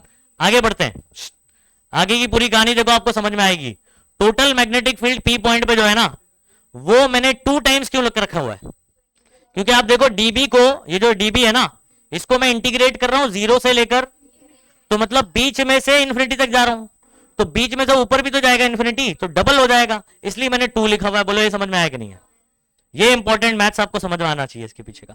अच्छा आगे डीबी का फॉर्मूला क्या है? ये ऊपर से उठाओ इधर पुट कर दो, तो from 1 mu not upon 4 pi I DL sine 90 minus theta upon R square. अब फर्दर सिर्फ मॉडिफिकेशन है जो मैंने ब्रैकेट में बताया हुआ है, उसको पुट करते जाना है। अब सुनो, ये जो आप डीएल देख रहे हो ये इसकी जगह पर आपका आएगा, यहां पर बता रहा हूं। ठीक है, सबसे पहले ये रिलेशन देखो, ये मैंने लिखा है डायरेक्टली, आप डायरेक्ट याद भी कर सकते हो उसको। ठीक है, लेकिन कैसे आ रहा है इसको समझ लो। Tan theta is equal to L upon R होगा, कहां से? डायग्राम में जाते हैं, डायग्राम में आते हैं। ठीक है, यहां पर थीटा दिखाई दे रहा है कि नहीं आपको? ओके, ये रहा थीटा। थीटा के सामने ये जो इतना तार है ना, इतना पार्ट, इसका लेंथ हमने एल मान लिया है, और ये आपको पता है, और ये जो परपेंडिकुलर डिस्टेंस होगा ना पी पॉइंट से, ये कैपिटल आर ले लेते हैं। ठीक है, क्या ये 90 है? थीटा के सामने वाला अपोजिट होता है, 90 हाइपो होता है, और ये कौन होता है? एडजेसेंट होता है। अगर इसमें 10 थीटा लगाओगे तो क्या आएगा? अपोजिट एल है थीटा के सामने वाला, एडजेसेंट आर है, तो क्या ये एल बाय कैपिटल आर हो जाएगा? समझ गए बात? अच्छा, इसको वहां भेज देते हैं, R tan theta is equal to L, तो मैं एल इज इक्वल टू लिख देता हूं आर टेन थीटा। अच्छा, अब मुझे सब्सटीट्यूट करने के लिए एल नहीं चाहिए, डीएल चाहिए। क्या चाहिए? डीएल चाहिए। तो हम लोग यहां पर डिफरेंशिएट करते हैं इसको with respect to theta, with respect to theta. तो differentiating with respect to theta, ये समझो बात को बच्चों, डेरिवेटिव छोटा सा ही आना चाहिए, ज्यादा कुछ नहीं। देखो, जब भी हम लोग डिफरेंशिएट करते हैं तो इतना पार्ट लेकर आते हैं, जैसे विद रिस्पेक्ट टू थीटा बोल रहा हूं तो ये लेकर आना पड़ेगा, ठीक है। तो लेफ्ट साइड में जो एल दिख रहा है वहां पर आप D by D theta L के साथ इतना पार्ट ले आए, राइट साइड में आर कांस्टेंट है, ये ऐसे ही रहेगा, ठीक है। इसका डेरिवेटिव क्या आपको पता है? टेन थीटा का डेरिवेटिव क्या होता है? Sec square theta. क्या होता भाई? तो इसकी जगह पर हम लोग डायरेक्टली क्या लिखेंगे? अब देखो, जो जिनका मैथ्स नहीं है ध्यान रखो, इतना तो डेरिवेटिव आप लोगों ने सीखा होगा। 10 का डेरिवेटिव सेक स्क्वायर थीटा होता है। अब ये डी थीटा को उधर भेज दो, डीएल इज इक्वल टू मिल जाएगा आपको R sec square theta D theta. बोलो, इतना क्लियर है सबको कि नहीं? तो आपने इस ट्रायंगल के अंदर टेन थीटा का फॉर्मूला लिखना है, वहां से L is equal to expression निकालना है, फिर डेरिवेटिव लेना है विद रिस्पेक्ट टू थीटा, तो आपको डीएल इज इक्वल टू पता चल जाएगा। अच्छा, तो आप यहां पर अब देख रहे होंगे आप कि हमने क्या किया, ये डीएल की जगह रखा R sec square theta D theta, पूरा सर्कल इसमें भी किया हुआ मैंने। अच्छा, फर्दर साइन 90 माइनस थीटा तो कॉस थीटा होता है। मान लो मैं तुमको ASTC rule, 90 minus theta first quadrant all positive, ये 90 है तो साइन का कॉस, ठीक है। जो नॉन मैथ्स वाले जिनको कुछ नहीं समझ में आता उनको याद रखना है sine 90 minus theta cos theta होता है, क्योंकि अभी इतना टाइम नहीं कि तुमको एएसटीसी रूल सिखाऊं उसके लिए, है ना? ओके, अभी आगे सुनो। अब एक और स्टेप हम लोग क्या कर रहे हैं, स्मॉल आर की जगह पर आर सेक थीटा रखूंगा, बता रहा हूं कैसे। ये ट्रायंगल में आ जाओ, इसमें ना बच्चों कॉस थीटा लगाओ, ये 90 है, थीटा के सामने अपोजिट होता है हाइपो, और ये कौन है? तो ये है एडजेसेंट और ये है आपका हाइपो। बताओ कॉस का फॉर्मूला क्या लगेगा? तो एडजेसेंट है आर और हाइपो है, इसको यहां भेज देते हैं, इसको यहां भेज देते हैं। अच्छा, 1 अपॉन कॉस क्या होता है? 1 अपॉन कॉस क्या होता है?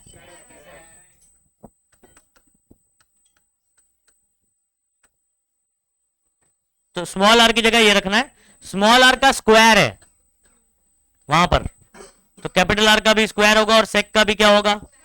ओके, तो अब सुनो, आप याद करो, डीएल की जगह ये पूरा टर्म रखा, sine 90 minus theta cos theta हो गया। स्मॉल आर की जगह हमने रखा आर सेक थीटा, आर का स्क्वायर था तो कैपिटल आर का भी स्क्वायर हुआ, सेक का भी क्या हुआ? अच्छा, सेक स्क्वायर थीटा और ये सेक स्क्वायर थीटा कैंसिल हो जाएगा। अच्छा, ऊपर एक आर है, नीचे आर स्क्वायर है, एक आर कैंसिल हो जाएगा। समझ पा रहे हो? अब बच क्या रहा है? ये 2 बचा है, म्यू नॉट अपॉन 4 पाई बचा हुआ है, यहां पर आई, यहां पर एक आर बचा है और कॉस थीटा बचा हुआ है और डी थीटा बचा हुआ है। तो आप सुनो, इंटीग्रेशन चल रहा है विद रिस्पेक्ट टू थीटा, तो ये वेरिएबल है, इसके अलावा सब कांस्टेंट है। इंटीग्रेशन विद रिस्पेक्ट टू क्या चल रहा है?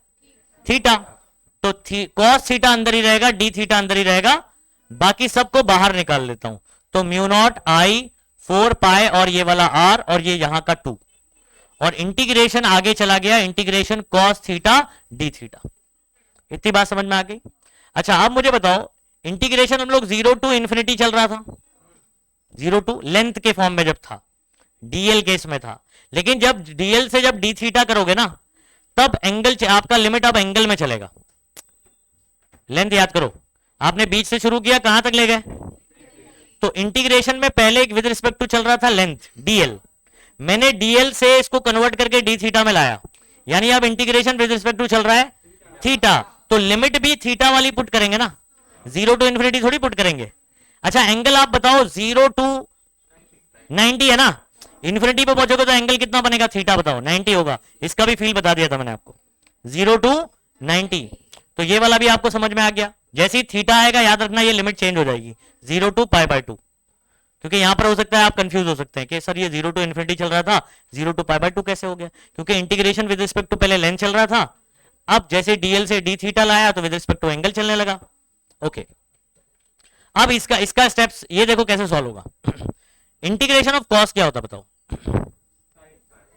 साइन हो जाता है सिंपली। ओके, तो integration of cos is sine theta, और आप डेफिनाइट इंटीग्रेशन सीखते हो 0 to π/2, ठीक है, फिजिक्स में भी सिखाया मैंने 0 to π/2। पहले आप ऊपर वाली वैल्यू पुट करोगे, फिर नीचे वाली, साइन 90 माइनस साइन 0, साइन 90 कितना होता है और साइन 0 कितना होता है, तो साइन 90 हो गया 1 माइनस 0, देखो उधर पे 1 माइनस 0 1, मतलब आपका सिर्फ यही वाला पार्ट बचा। यहां पर जो 2 था ये 4 के साथ कट हो गया, नीचे 2 आ गया, तो मतलब mu not I upon 2πr, mu not I upon हो गया। This magnetic field, this is magnetic field due to, this is आएगा, this is magnetic field due to infinitely long, दोनों तरफ से इन्फिनाइट। अच्छा, अगर सेमी इन्फिनाइट हुआ तो सुनो, मैं इधर शुरुआत के एक्सप्रेशन से सुनो, ये 2 नहीं लिखूंगा ना, तो आपका ये टर्म बचेगा ना, ये वाला बचेगा, ये 2 नहीं आएगा, तो म्यू नॉट अपॉन 4πr आएगा कि नहीं, म्यू नॉट आई अपॉन, देखो वही आया, ठीक है। लेकिन यहां कैसे सॉल्व करके बताया मैंने, बी सेमी, जो आपने बी निकाला ना टोटल दोनों तरफ से इन्फिनिटी वाला, उसका आधा होएगा, तो बी की वैल्यू हमने रखा mu naught I upon 2πr, 2πr नीचे 2 to the 4 हो गया, बन गया। ऐसे भी समझ सकते हैं, बोलो समझा कि नहीं समझा। अब आपका जो ये लास्ट में फॉर्मूला निकला इसको याद भी रखना है, क्योंकि इस पे न्यूमेरिकल आएगा। तो अगर क्वेश्चन में न्यूमेरिकल में आपको बोलता है कि आपके पास एक स्ट्रेट वायर है, दोनों तरफ से इन्फिनाइटली लॉन्ग वायर, ठीक है, उस पे बोल रहा है कि आर दूरी पर बताओ मैग्नेटिक फील्ड कितना होगा, तो आपका फॉर्मूला लगेगा mu naught I upon 2πr, हाँ, सेमी इन्फिनाइट क्वेश्चन में बोलता है, आई बात समझ में, तो mu not I upon 4πr होगा, लेकिन अगर दोनों तरफ से इन्फिनाइट है तो 2πr लगेगा। क्लियर है सबको। नेक्स्ट, अब हमारे पास ये वाला डायग्राम देख लो जरा, ये मेरे पास कौन है, आर्क ऑफ अ वायर है, वायर का क्या एक आर्क है, वायर का क्या एक आर्क है, उसमें एक छोटा सा डीएल कंसीडर कर लिया। अच्छा, इस आर्क का कुछ सेंटर होगा कि नहीं होगा, क्योंकि आर्क से अगर पूरा रिंग बनाऊंगा तो उसका सेंटर होगा, तो आर्क का भी सेंटर होगा। अरे बोलो ना भाई, इधर ध्यान देना, सिर्फ हंसते रहता है, मुस्कुराता रहता है, इधर देख, तेरे को बोल रहा हूं वलीद। अच्छा अब सुनो बच्चों, सुनो, ये वाला और आसान है, ज्यादा डिफिकल्ट नहीं है, इतना बड़ा नहीं है, स्ट्रेट वायर के लिए आपको थोड़ा सा बड़ा करना पड़ता है, ये वाला और आसान है। इसमें से क्या करूंगा, एक छोटा सा टुकड़ा ले लिया, करंट ऐसे जा रहा है बच्चों, बताओ डीएल का डायरेक्शन क्या होगा, ये हो गया डीएल का डायरेक्शन। अच्छा, इस पॉइंट पर आपको मैग्नेटिक फील्ड निकालना है, इस पॉइंट पर डीबी की बात चल रही है, इस डीएल की वजह से इस पॉइंट पर छोटा सा मैग्नेटिक फील्ड होगा, ऐसे पूरे लेंथ की वजह से भी होगा, तो अपन मिला देंगे उसको। पहले ये बताओ, जो आर होता है क्या इसके सेंटर से डिस्टेंस होता है ऐसे, अच्छा ये आर बार जिसका एरो ऐसे बनेगा, डीएल बार, इनके बीच का एंगल बताओ क्या होगा, 90 रहेगा, क्या ऑलवेज 90 रहेगा, सोचो सोचो, रेडियस और क्या नाम है जो सरकमफरेंस होता है उसके बीच का एंगल क्या होता है, ऑलवेज 90, तो डीएल बार और आर बार के बीच में यहां पर एंगल हमेशा 90 रहेगा, ये वाले केस में जब सेंटर से बात कर रहे हो, ठीक है, तो ये एंगल क्या होने वाला है हमेशा। अच्छा, जब बायट-सवार्ट्स लॉ लगाऊं तो अब साइन के अंदर वाला एंगल यहां कितना होगा, 90 रहेगा, तो आप फॉर्मूला जब इधर बायट-सवार्ट्स लोगे तो 90 माइनस थीटा, मतलब वो स्ट्रेट वायर के लिए था, वैसे यहां पर mu not upon 4π I DL sine 90 upon R square, sine 91 हो जाएगा। इतनी बात समझ में आएगी नहीं। अच्छा, एक और इंपॉर्टेंट बात, अच्छा कितने लोग को ये फॉर्मूला पता है, पिज्जा वाला फॉर्मूला देखो, ये आर्क है, ये एंगल है, ये रेडियस है, angle is equal to arc upon radius, मालूम है फॉर्मूला। ओके, तो एंगल मतलब थीटा, आर्क यानी S, angle is equal to arc upon radius, जहां से आप उन ऐसा इसको मल्टीप्लाई करके आर थीटा भी बना सकते हैं। अच्छा, यहां पर मेरे पास आर्क लेंथ कितना हो गया, डीएल, ठीक है, और एंगल कितना बनाया है ये पूरे इसने, डी थीटा, तो डी थीटा हो जाएगा, आर्क हो जाएगा डीएल, और ये are.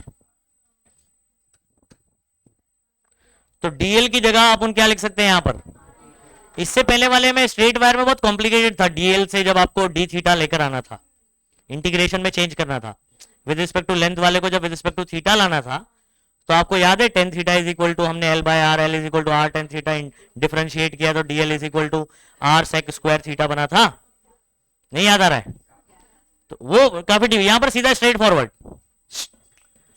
DL is equal to हमारे पास क्या आ जा रहा है डायरेक्टली आर डी थीटा, समझ गए, कौन से फॉर्मूले से, angle is equal to arc upon radius से।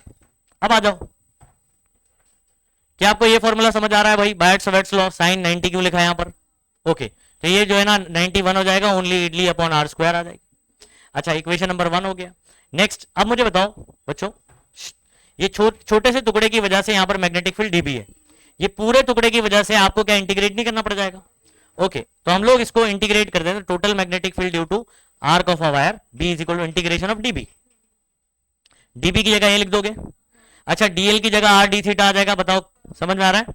अच्छा, अब इंटीग्रेशन चल रहा है विद रिस्पेक्ट टू एंगल, पहले विद रिस्पेक्ट टू क्या चल रहा था, लेंथ, मतलब वायर का लेंथ जो भी होगा, अब हमने क्योंकि डीएल से जब क्या किया इसको डी थीटा, तो इंटीग्रेशन आपका 0 टू क्या चलेगा, थीटा। अब देखो यहां पर पूरा एंगल हमने कितना माना है, ये तो डीएल पहले यहां था, तो यहां पर एंगल कितना था 0, वहां गया, तो 0 टू कितना एंगल कवर कर रहे हैं, पूरा थीटा एंगल लिया हुआ है, पूरा एंगल कितना लिया हुआ है, थीटा, तो 0 टू थीटा करना पड़ेगा। जब याद रखना डीएल से जैसे क्या करोगे, डी थीटा लेकर आओगे, तो आपको ये क्या करना पड़ेगा, 0 से लेकर थीटा, और ये बाकी रिलेशन मैंने बताया कैसे आया।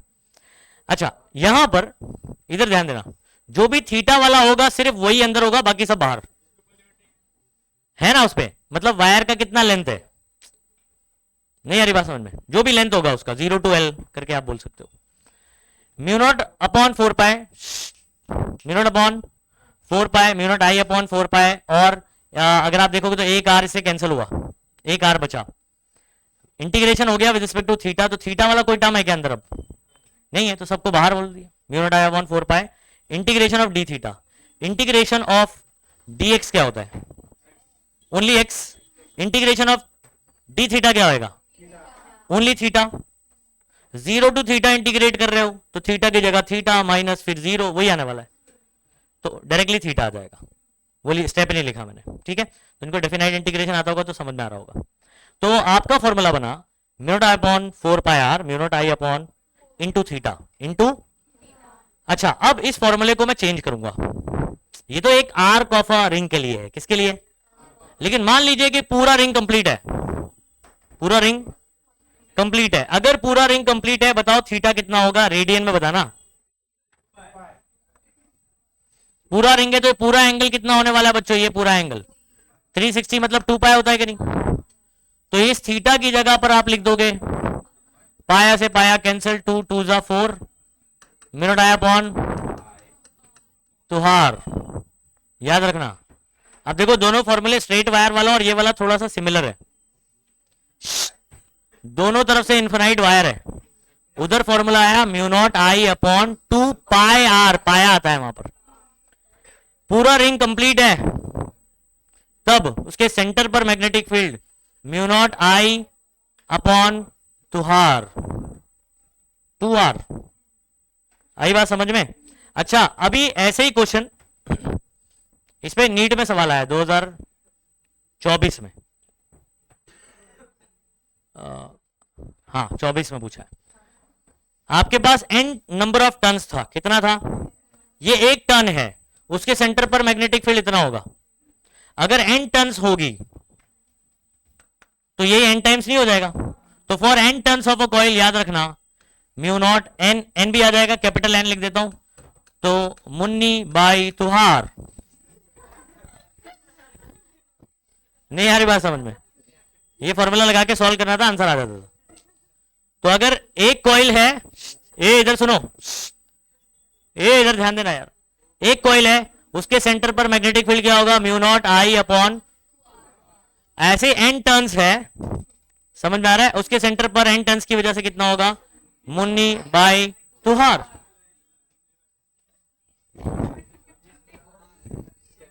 ओके, ये याद रखना for n turns of a coil. Next part सुनो बच्चों। अब हमारे पास ये वाला डायग्राम अगर आप देख रहे होंगे, ये डायग्राम देखना बहुत जरूरी है। अभी पहले दो फॉर्मूला रिकॉल कर लो एक बार। स्ट्रेट वायर, दोनों तरफ से स्ट्रेट वायर है, बताओ उसके आर दूरी पर बी कितना होगा? Mu not I upon 2 pi R. अगर आपके पास पूरा रिंग है, एक काम करो, आर्क ऑफ अ रिंग है, आर्क ऑफ अ रिंग है, तो उसके लिए आपका फॉर्मूला क्या बना बी का? Mu not I upon 4 pi R into theta into.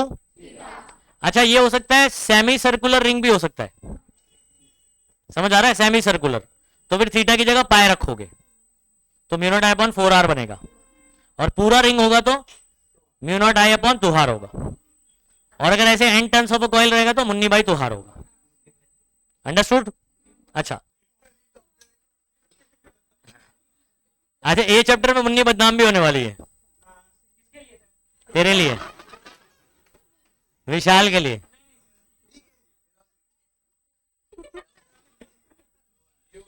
अच्छा, अब ये डायग्राम क्या है इसको समझते हैं। ये आपके पास रिंग है, रिंग है, यहां से करंट फ्लो करेगा, देखो करंट फ्लो कर रहा है, ऐसे दिख रहा है एरो, ओके। ये उसका सेंटर है, सेंटर पर हमने निकाल लिया है, ये सेंटर पर पूरे रिंग की वजह से कितना होता है? Mu not I upon 2 R, पूरे रिंग के लिए, पूरे रिंग के लिए mu not I upon 2 R. अब इसके सेंटर से ये जो लाइन पास हो रही है इसको क्या बोलते हैं बताओ? Axis, axis. तो एक्सिस पर ये पी पॉइंट है, यहां पर मैग्नेटिक फील्ड निकालना है। अच्छा, अब इसको जरा देखो कैसे फील करवा रहा हूं मैं, इसको समझो। ये बच्चों ध्यान देंगे सही बच्चे,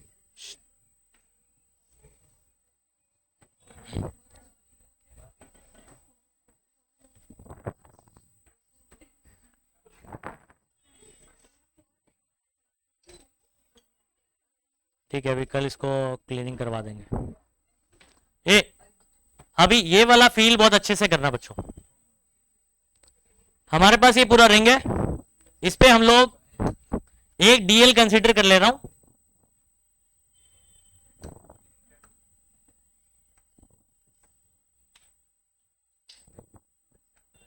यहां पर एक डीएल कंसीडर कर लिया, करंट ऐसे जा रहा है,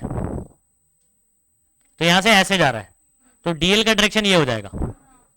ये बात समझ में आ गई? बात नहीं करना बिल्कुल। अच्छा, राइट हैंड थंब रूल से, किधर से? सिर्फ ये एक स्ट्रेट वायर की तरह इसको समझो कि स्ट्रेट वायर ही होगा, छोटा सा टुकड़ा, इसमें करंट ऐसे जा रहा है, करंट ऐसे जा रहा है, मैग्नेटिक फील्ड यहां से अंदर, यहां से बाहर, ऐसे जाके ऐसे, है ना? अच्छा, तो इसकी वजह से eight this point magnetic field यहां से जाके ऐसे ऐसे, ये हो गया मैग्नेटिक फील्ड डीबी। नहीं समझे बात को? इस छोटे की वजह से, छोटे टुकड़े की वजह से मैग्नेटिक फील्ड, ये देखो छोटा टुकड़ा ही है, करंट ऐसे जा रहा है, magnetic field according to right hand thumb rule यहां से ऐसे जाएगी और यहां से ऐसे आएगी, है ना? अब ये एक पॉइंट आपने लिया है, तो इस पे कैसे आएगी? ऐसे, ऐसे बताया हुआ है। नहीं समझे बात को? तो ये तार फॉर एग्जांपल इधर पे कहीं पर है, ऐसे साइड व्यू बताया ना, ऐसे ऐसे ऐसे जाकर, नहीं समझा? ये हो गया डीबी, ये क्या हो गया? तो डीबी का डायरेक्शन समझ में आया? अच्छा, आप बताओ जो डीबी है, ये जो डीबी है उसको अभी ऐसे देखो आप, डीबी बताओ अलॉन्ग एक्स एक्सिस है, वाई एक्सिस है? तो ये रिजॉल्व होगा किधर पे? एक हॉरिजॉन्टल कंपोनेंट और एक वर्टिकल कंपोनेंट, हॉरिजॉन्टल बराबर है, तो ये वाला आ गया डीबी, क्योंकि इस लाइन को, एक्सिस को परपेंडिकुलर है ना ये, तो डीबी परपेंडिकुलर, एक्सिस को क्या है? परपेंडिकुलर, एक्सिस ये है उसको परपेंडिकुलर, और इसका एक कंपोनेंट आ रहा है, ये हमने जेड एक्सिस मान लिया है, क्या मान लिया है? तो इसको डीबी जेड बोल देते हैं, क्या बोल देते हैं? अब सुनो बात को, एक बहुत सुनो बात को, ये पूरे रिंग पे से एक छोटा सा टुकड़ा था डीएल, इसकी वजह से इस पॉइंट पर मैग्नेटिक फील्ड आया इस दिशा में ऐसे, जिसके दो कंपोनेंट हुए। नहीं आ रही बात समझ में? अच्छा, आप बात को समझो, ऐसा मैग्नेटिक फील्ड है, मैं इसको हाथ से बताता हूं, इसकी वजह से आपने देखा ये ऐसा, ये उसके अपोजिट में एक और डीएल है, ठीक है। इसकी वजह से कैसे होगा, यहां से जाने के बाद ऐसे, यानी पीछे की तरफ निकलेगा, ऐसे निकलेगा, है ना। इसके भी दो कंपोनेंट होंगे, एक डीबी परपेंडिकुलर और एक डीबी जेड, मतलब डीबी जेड एक और आ जाएगा, दो डीबी जेड हो गया। अब सुनो, ये इधर ध्यान दो, दो टुकड़े की वजह से यहां से मैग्नेटिक फील्ड ऐसे जा रहा है, ये देखो मेरा हाथ, ये डीबी का डायरेक्शन है, किसका डायरेक्शन है, डीबी के दो component, dB perpendicular, dB Z. उससे पहले वो क्या था, डीबी। तो छोटे से ये वाले टुकड़े की वजह से यहां मैग्नेटिक फील्ड ये आया, और उसके अपोजिट, डायमेट्रिकली अपोजिट पॉइंट पर जो दूसरा डीएल है, उसकी वजह से मैग्नेटिक फील्ड ये आया। समझ आ रहा है। अब सारे टुकड़े की वजह से मैग्नेटिक फील्ड ये रहा, नहीं समझा, इसकी वजह से ये रहा, और इसकी वजह से उसके अपोजिट में ऐसे जा रहा है, ऐसे। अब ऐसे बहुत सारे डीएल है ना, तो ऐसे सब अपोजिट वाले ले लूं तो इधर भी मिलेगा, इधर भी, मतलब पूरे इसमें मिलेगा। तो ये हाथ देखो मैं कैसे कर रहा हूं ऐसे, तो ये हो गया मैग्नेटिक फील्ड, और सबका कंपोनेंट आएगा, सबका क्या आएगा, ठीक है। तो अब सुनो, दो का पहले समझ लो, सबका समझ में आ जाएगा आपको, ठीक है। अब मैं ऐसे याद करके बता रहा हूं, ये एक डीबी है, ये एक डीबी है, डायमेट्रिकली अपोजिट वाले डीएल की वजह से। इस डीबी का एक कंपोनेंट डीबी परपेंडिकुलर, इसका, अच्छा ये डीबी परपेंडिकुलर राइट वाला और लेफ्ट वाला दोनों अपोजिट डायरेक्शन में, वेक्टर क्वांटिटी है, क्या कर देगा, कैंसिल कर देगा, क्या कर देगा। अच्छा, क्या ऐसे डीबी परपेंडिकुलर हर डायरेक्शन में होंगे, बोलो बोलो बोलो, सब एक दूसरे को क्या कर देगा। अच्छा, डीबी का एक कंपोनेंट आएगा डीबी जेड, सबका डीबी जेड एक ही डायरेक्शन में, ये कैंसिल आउट नहीं होगा, ये आपस में मिलेगा। तो आपका इस पॉइंट पर जो मैग्नेटिक फील्ड होगा वो सिर्फ और सिर्फ डीबी जेड की वजह से होगा। किसकी वजह से होगा, क्योंकि डीबी परपेंडिकुलर क्या हो रहा है, क्या ये फील आया कि नहीं आया बताओ। तो एक वापस एक बार समझ लेना, हमारे पास दो डीएल के बारे में हमने कहानी समझा, डायमेट्रिकली अपोजिट। ये वाले डीएल की वजह से ये रहा मैग्नेटिक फील्ड, ये वाले डीएल की वजह से उसके अपोजिट में आया, है ना, और ये पूरा मैग्नेटिक फील्ड ऐसे बनेगा।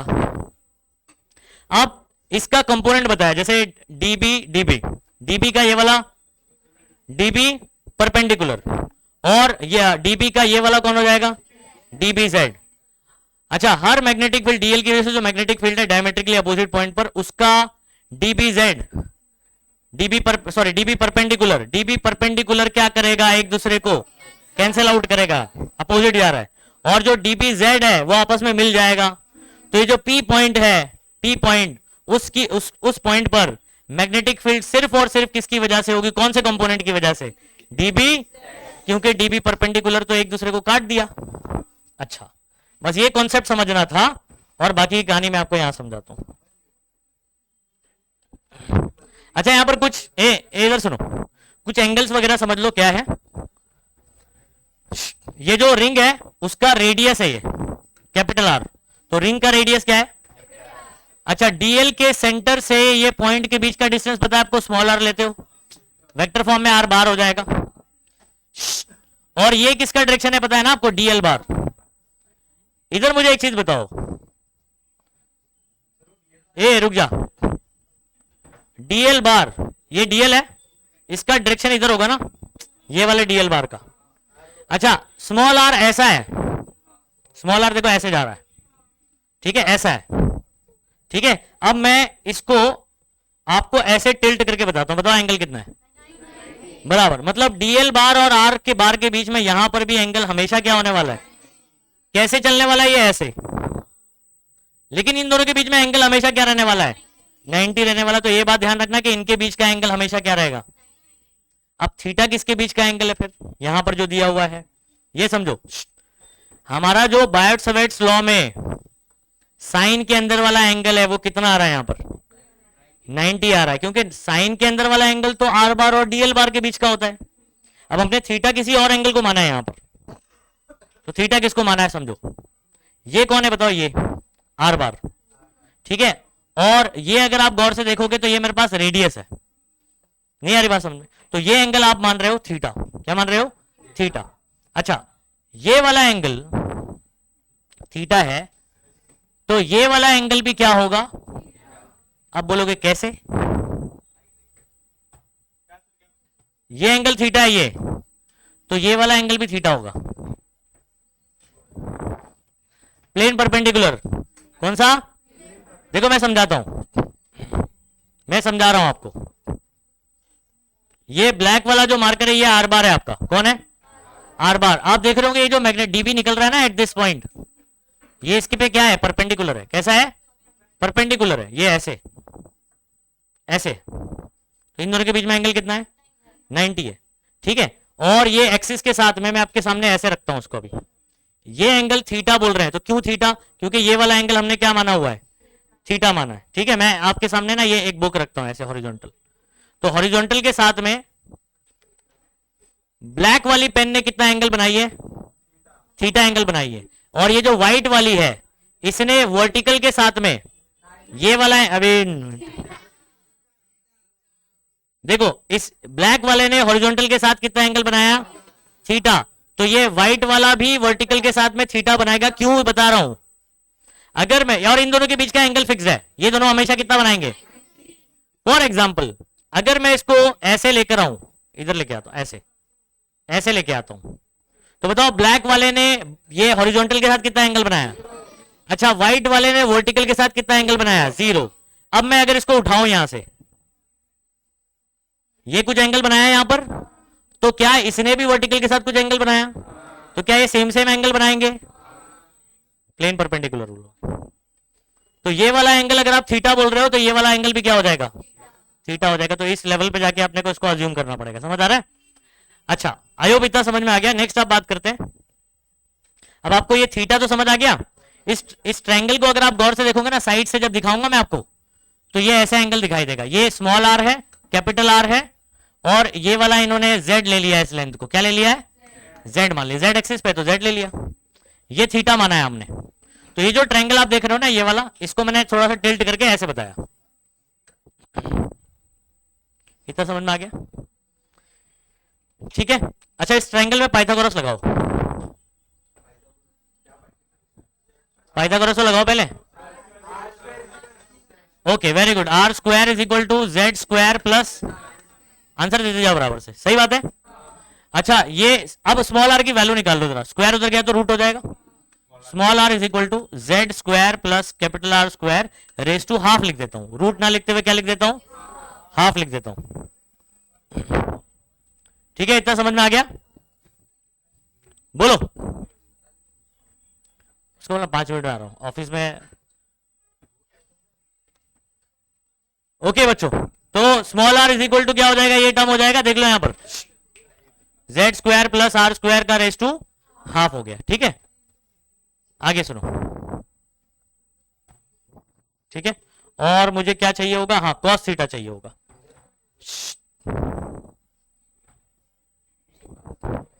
इधर ध्यान दो बच्चों। इस ट्रायंगल के अंदर जरा कॉस थीटा लगाओ, क्या आएगा बच्चों? कॉस थीटा लगाओ, कॉस थीटा लगाओ, कॉस थीटा। आर कौन सा? एडजेसेंट ये है ना, capital R upon small R. Cos theta समझ में आ रहा है? और मैंने स्मॉल आर का भी बता दिया क्या लिखेंगे। Small R is equal to Z square plus capital R square का रेस टू हाफ। याद रखिएगा इसको। अच्छा, अब चीजें बहुत आसान है बच्चों। आपको मैंने टुकड़े टुकड़े में चीजें बता दिया हूं, बस अप्लाई करना है अपने को। हम लोग एक सर्कुलर लूप ले लेते हैं जिसका रेडियस क्या है? Capital are. और पी पॉइंट ले रहे हैं हम लोग कोई एक्सिस पर, उसका जेड एक्सिस ले रहे हैं। ठीक है, जेड डायरेक्शन में। ठीक है, फ्रॉम पॉइंट वो स्मॉल डीएल से जो डिस्टेंस है वो क्या ले रहे हैं? Small R. ये सब चीज आपको समझ जाएगी। अच्छा, डीबी के कितने कंपोनेंट हुए? 2, एक डीबी परपेंडिकुलर और एक डीबी जेड। समझ में आ रहा है? अच्छा, डीबी जेड, मुझे बताओ, थीटा ये है ना, तो डीबी का कंपोनेंट बताओ क्या होगा? DB cos theta. तो डीबी जेड कौन है? डीबी कॉस थीटा है। और डीबी का यहां पर कौन आ जाएगा? बराबर। तो डीबी परपेंडिकुलर कौन है? डीबी साइन थीटा है। तो वही बताया, और कुछ नहीं है। डीबी जेड कौन है? डीबी कॉस थीटा है। डीबी परपेंडिकुलर कौन है? अच्छा, इन दोनों में से कौन मर जाएगा? तो डीबी परपेंडिकुलर यानी डीबी साइन थीटा एक दूसरे को कैंसिल आउट कर देगा हर डायमेट्रिकली अपोजिट पॉइंट पर। वो पॉइंट इधर बता दिया मैंने, ठीक है, डायमेट्रिकली अपोजिट पॉइंट पर कैंसिल आउट हो जाएगा। अब बचा कौन, किसकी वजह से मैग्नेटिक फील्ड होगा पी पॉइंट पर? तो हम लोग सारे डीबीजेड को क्या कर देते हैं, इंटीग्रेट कर देते हैं, तो बीजेड, ठीक है, इंटीग्रेशन ऑफ डीबीजेड हो जाएगा। क्या डीबीजेड की जगह डीबी कॉस थीटा रख सकते हैं? मालूम है आपको, ऊपर ही बताया हुआ है। अच्छा, DB according to Biot's law mu not upon 4 pi I DL sine 90। मैंने आपको बताया है कि डीएल बार और आर बार के बीच में एंगल कितना है यहाँ पर, एट एनी पॉइंट ना, हाँ, तो साइन 90 1 हो जाएगा। कॉस थीटा की जगह capital R by small R, समझ पा रहे हो? अच्छा, आगे बात करते हैं, क्या स्मॉल आर स्क्वायर और ये आर क्या हो जाएगा, आर क्यूब हो जाएगा। साइन 90 1 हो गया, कैपिटल आर ऊपर, तो म्यू नॉट आई डीएल इधर लिख दिया, तो उसी को अरेंज करके यहां पर लिख दिया। इतनी बात समझ में आ गई? अच्छा, इंटीग्रेशन चल रहा है विद रिस्पेक्ट टू डीएल। बाकी सारी चीजें अगर आप गौर से देखोगे उस पी पॉइंट के लिए सब कांस्टेंट है, capital R even small R सब कांस्टेंट है, बाहर चला जाएगा, इंटीग्रेशन ऑफ डीएल आ जाएगा। ए इधर सुनो, स्मॉल आर की जगह पर Z square plus capital R square raise to half, और उसके ऊपर क्या है, क्यूब। देखो मैंने समझाया भी है यहां पर राइट साइड में, स्मॉल आर ये ना, अगर उसका क्यूब करूंगा तो इसका पावर 3 आएगा, तो 3/2 हो जाएगा। तो आप याद रखो स्मॉल आर क्यूब की जगह पर ये आ गया। इंटीग्रेशन ऑफ डीएल करेंगे तो क्या होगा, सुनो बात को, आपके पास ये रिंग है, इसमें ये छोटा सा पार्ट है डीएल, अगर मैं DL DL DL DL DL DL DL DL मिला दूं, इसका रेडियस जो है ना वो कैपिटल आर है, क्या डीएल डीएल डीएल डीएल मिलकर सरकमफरेंस बनेगा? सरकमफरेंस क्या होता है? तो इंटीग्रेशन ऑफ डीएल की जगह पर क्या आ जाएगा बच्चों, 2 पाई आर, पाया से पाया क्या हो जाएगा, 2 1 जा 2 2 जा 4, ऐसे कट जाएगा कि नहीं बताओ? अच्छा, अब फॉर्मूला क्या है, mu not I R into R, R square 2 bracket this, ये वाला फॉर्मूला बन चुका है, ठीक है। इसमें कुछ स्पेशल केसेस है।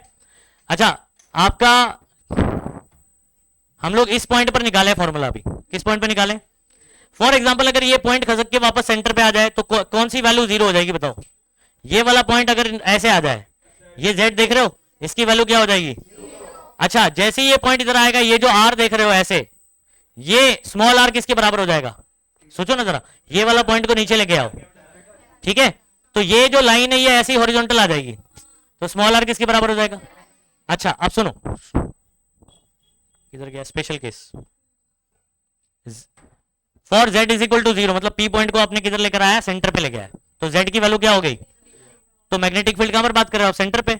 ए रिंग के सेंटर पर मैग्नेटिक फील्ड का फॉर्मूला क्या बोला था बताओ जल्दी से? Mu naught I upon 2r, याद करो, म्यू नॉट आई अपॉन, यहां पर रिंग का रेडियस कैपिटल आर है, तो हमारा ये जो फॉर्मूला हमने बड़ा सा किया, उधर पे z की वैल्यू 0 पुट किया, इधर बचा आर स्क्वायर, उसके ऊपर 3/2, आर स्क्वायर का पावर 3/2 से 2 से 2 क्या हो जाएगा, कैंसिल हो जाएगा, क्या बचेगा बच्चों, आर का क्यूब बचेगा, तो mu not I capital R square, समझ पा रहे हो? अच्छा, एक आर स्क्वायर से ये कैंसिल, ये बचा, mu naught I upon 2r, वही फॉर्मूला आया जो हमने इससे पहले पढ़ रखा है। तो एक्सिस वाला जो फॉर्मूला निकाला उससे सेंटर वाला भी निकल सकता है, नहीं आ रही बात समझ में? ओके, और इसके अलावा special case z very very greater, अगर z जो पॉइंट है वो अगर बहुत दूर है तो z की वैल्यू क्या हो जाएगी, बहुत ज्यादा हो जाएगी। तो यहां पर हम लोग क्या करते हैं, बात को समझो, ये z, ठीक है, ये r से बहुत ज्यादा बड़ा है, तो क्या उसमें इसका एडिशन कोई फर्क लाएगा? तो किसको निगलेक्ट करेंगे यहां पर? तो जो छुटकू होता है उसको निगलेक्ट करेंगे। तो यहां पर आर स्क्वायर को क्या कर दिया है, निगलेक्ट कर दिया गया, तो ओनली क्या बचा बच्चों, जेड स्क्वायर, उसका पावर 3/2, 2 से 2 क्या हुआ, तो जेड का क्यूब बचा। मैथ्स ही है सिंपल, अभी mu naught I are square upon 2z cube in term of magnetic dipole moment. अगर इसको थोड़ा सा चेंज करना चाहते हैं तो हम लोग ऐसे कर सकते हैं, ये भी बता देता हूं, बस हो जाएगा अपना। ये वाले फॉर्मूले को चेंज कर रहा हूं,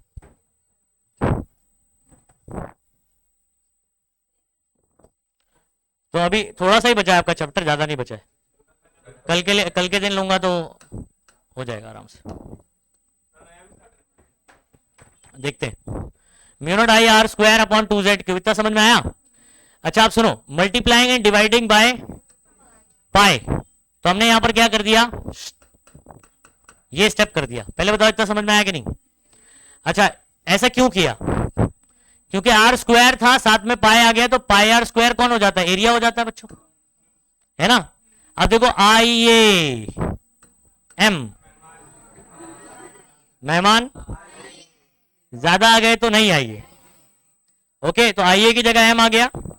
अच्छा, तो ये फॉर्मूला आपका बन गया बीजेड का formula in terms of magnetic dipole moment, क्या बन गया, तो mu not M upon 2 pi Z cube. अच्छा, इसका एक दूसरा फॉर्मेट है बस अपॉन 4 पाई लिखने वाला, ठीक है, तो इसको 2m और इसको 4 पाई हो जाए, मल्टीप्लाई डिवाइड बाय 2 करेंगे तो ऐसा हो जाएगा, क्योंकि म्यू नॉट अपॉन 4 पाई आ जाएगा ना कांस्टेंट, फिर 2m अपॉन जेड क्यूब। समझ पा रहे हो, खत्म। अच्छा, म्यू नॉट यहां पर कौन है, परमियाबिलिटी ऑफ, परमियाबिलिटी, जैसे आप लोग चैप्टर में पढ़ते हो इलेक्ट्रोस्टैटिक में एप्सिलॉन नॉट, उसको बोलते थे परमिटिविटी ऑफ फ्री स्पेस, ये है परमियाबिलिटी ऑफ फ्री स्पेस। चलो खत्म।